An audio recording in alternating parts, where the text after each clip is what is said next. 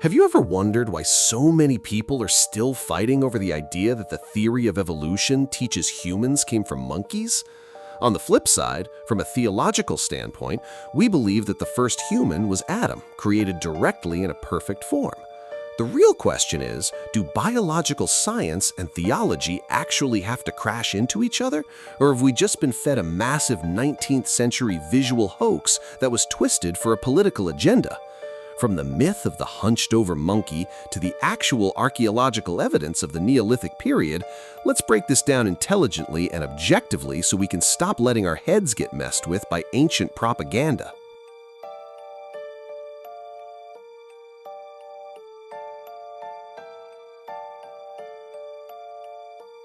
Look, bro, you've probably seen that famous illustration in biology textbooks. The one with a hunched monkey slowly stands up, morphs into a caveman, and eventually becomes a modern human. It's called the March of Progress. But there's a massive misconception that's been drilled into our heads for decades. People think Charles Darwin drew that to explain his theory. The truth, not even close, man. That drawing was actually made in 1965 by an artist named Rudolf Zallinger, and its original purpose was just to show an anatomical comparison of primates, not a linear evolutionary timeline showing a monkey transforming into a human. Darwin himself only stated in his book that humans and great apes, like chimpanzees, likely shared a common ancestor in Africa millions of years ago. So who actually started the rumor that humans came from monkeys? Turns out that mocking narrative was systematically spread by white supremacist groups in 19th century Europe. You have to understand that scientific racism back then was out of control. White supremacists in Europe absolutely hated the idea that the human ancestor originated from Africa. To protect their racial ego and justify colonialism, they twisted the biological research into a joke, claiming science said humans came from monkeys just to destroy the credibility of the theory. So that narrative making you reject science isn't a product of biology, it's a relic of 19th century political propaganda. The funniest part, this colonial-era hoax is still printed in school textbooks today, as if it's a fundamental scientific fact. All right, to stop misunderstanding this, we need to understand how natural selection actually works. Evolution doesn't run in a straight linear line where a lower creature suddenly morphs into a higher creature. The core principle is survival of the fittest, meaning only the organisms with the most adaptive physical traits survive extreme environmental changes and pass on their genes. Therefore, in biology, the relationship between modern humans and great apes isn't a direct lineage. It's not a father to son or grandfather to grandchild chain. We are evolutionary cousins who share highly similar genetic codes. Modern genetics shows that human and chimp DNA are about 98.8% identical.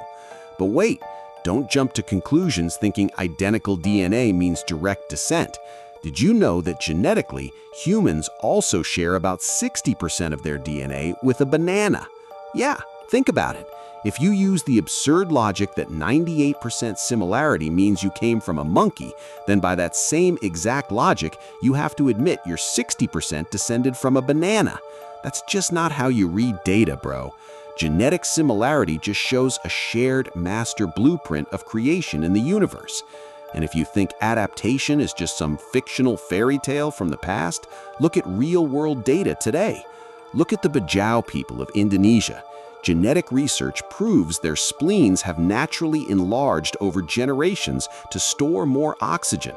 This biological mutation allows them to free dive underwater for up to 13 minutes without any gear. That is real, measurable adaptation happening right now, showing how the laws of biology keep working to help humans survive. Now, let's dive into the hottest part of this debate. How do we bridge the gap between human fossil records and the theological belief that Adam was the first human?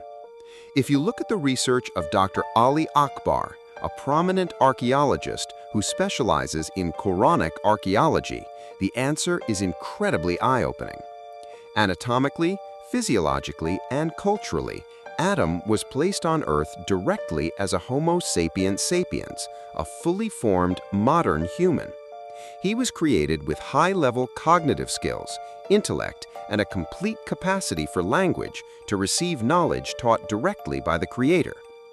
This profile is completely different from primitive species like Homo erectus or Neanderthals, whose brain capacities were far more limited. In the archaeological timeline, Quranic archaeology aligns Adam with the Neolithic period, an era defined by organized agriculture, farming, and animal domestication. Fascinatingly, ancient Neolithic sites in the Middle East show a massive, sudden leap in culture rather than a painfully slow cultural evolution. This matches the theological narrative perfectly. Adam didn't come to Earth as a clueless, hunched caveman hiding in a dark cavern. He arrived as a leader, a pioneer of modern civilization carrying a blueprint of knowledge. Secular radical groups love to frame this as a zero-sum game, making religious people feel like if they believe in Adam, they have to burn down every fossil museum in New York. But through the lens of Islamic archaeology, science proves that Adam belongs to a completely different timeline. He is the father of our modern humanity, not a biological continuation of a Neanderthal. To connect the dots, we need to realize that pinning science against religion is a massive logical fallacy. Prominent Islamic scholars like Adnan Ibrahim have explained that the majority of creation in the universe happens in a highly structured, gradual, and systematic process through natural laws, known as sunnatullah. The Creator doesn't just perform instant magic tricks, popping things into existence in a split second without a natural framework. Look at the closest example to us, the development of a human fetus in the womb. Does a baby just appear instantly? No, man. It takes 9 months moving precisely through different embryonic stages before it receives life. It's the exact same way the Earth and the universe formed over billions of years from cosmic dust. The laws of physics and biology were designed so the universe could adapt and function under divine supervision. This concept is understood in modern scientific commentary as the inherent potential of time.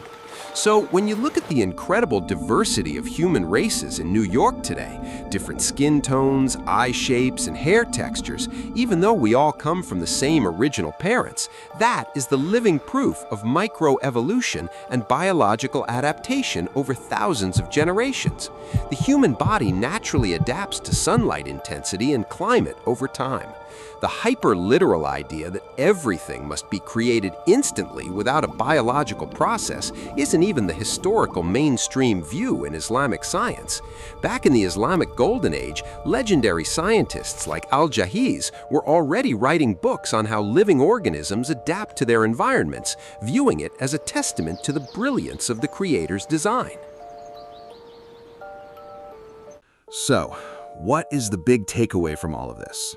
First, the actual theory of evolution in science never taught that humans evolved from monkeys. That is a massive misconception and a political hoax from the colonial era that we've unfortunately kept alive. Our connection to primates is strictly a similarity in genetic blueprints as fellow creations. Second, from both a theological and archaeological perspective, Adam was the first blueprint of a modern human, created perfect in physical and mental capacity during the Neolithic period, while our diverse physical traits today are the result of a long, beautiful process of adaptation designed to help us survive across the globe. Studying biological science deeply won't destroy your faith. It actually makes you marvel at how brilliantly the laws of nature were set up. In the modern world, the most progressive and stable societies are the ones that integrate moral values with high scientific literacy, not the ones wasting energy forcing people to choose between faith and logic.